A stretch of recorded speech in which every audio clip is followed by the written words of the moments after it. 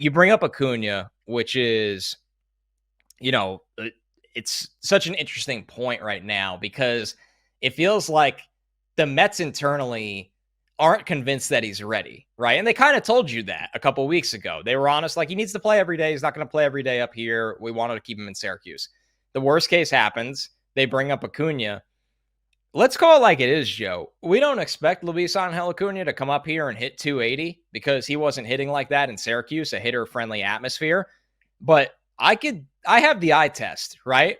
And this goes back to spring training when you and I got to watch him, but it showed up on the Citi Field Diamond, which is a little bit more important. This guy has a good glove in the infield, whether it's at shortstop or second base, and he is really fast. And honestly, if that's the floor right now for this young player, I'm really happy with that. I don't expect him to hit 280. And by the way, he had a couple hits the other night. So it's not like he looked lost at the plate. But the reality is with Acuna right now, he is probably a plus glove in the middle of your infield.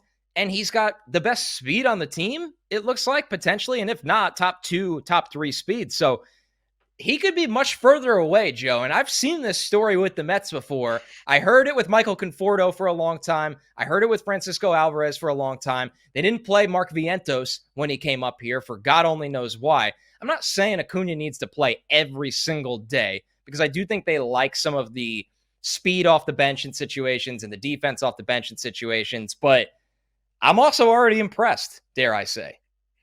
He looks surprisingly comfortable, like comfortable at the plate, comfortable in the field. I mean, those late game situations, he's, in Monday's game, fielding those ground balls, those are high stress, high pressure. I know they're basic looking ground balls, but we've seen people boot basic looking ground balls before, and he knew to, check the runner. And on the one where the guy went to third, he turned like he was about to throw, but didn't make a poor decision and threw to first.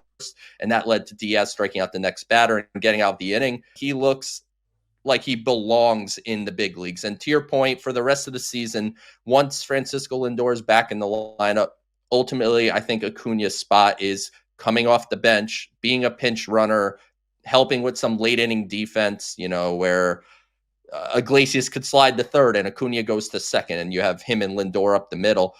But this is a valuable piece for a team making a playoff push.